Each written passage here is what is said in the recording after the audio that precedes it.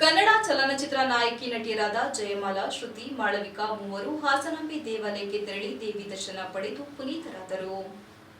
ನಂತರ ಹಿರಿಯ ನಾಯಕಿ ನಟಿ ಜಯಮಾಲಾ, ಶ್ರುತಿ ಹಾಗೂ ಮಾಳವಿಕಾ ಮಾಧ್ಯಮದೊಂದಿಗೆ ಮಾತನಾಡಿ, ಹಾಸನಾಂಬೆ ದರ್ಶನ ಮಾಡಿ ಮನಸ್ಸಿಗೆ ತೃಪ್ತಿಯಾಗಿದೆ.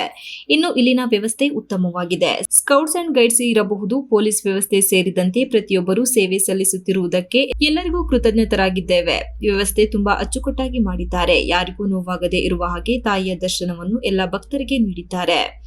ಇಲ್ಲಿಗೆ ಬರುವ ಮೊದಲು ಸಣ್ಣದಾದ ಆತಂಕ ಇತ್ತು, ಸರಿಯಾಗಿ ದೇವಿ ದರ್ಶನ ಆಗುತ್ತದೆಯೇ ಎಂದು.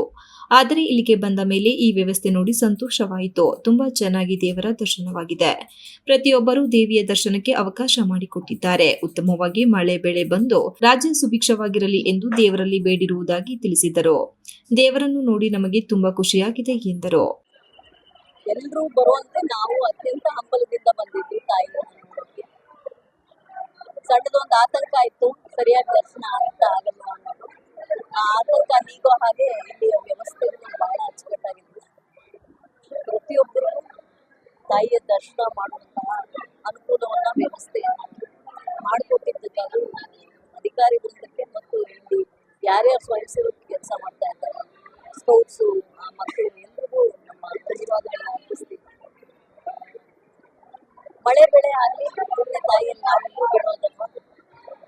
ರಾಜ್ಯ ಸುಭಿಕ್ಷವಾಗಿರಲಿ. ಕೆಲವು ಕಡೆ ಅತಿವೃಷ್ಟಿ ಆಗ್ತಾ ಇದೆ, ಅದೆಲ್ಲ ನಿಂತು ಜನರಿಗೆ ಒಳ್ಳೇದಾಗಲಿ ಅಂತ ತಾಯಿ. ಪ್ರತಿಯೊಬ್ಬರು ಕೂಡ ನಮಗೆ ಸಹಕರಿಸಿದ್ರು.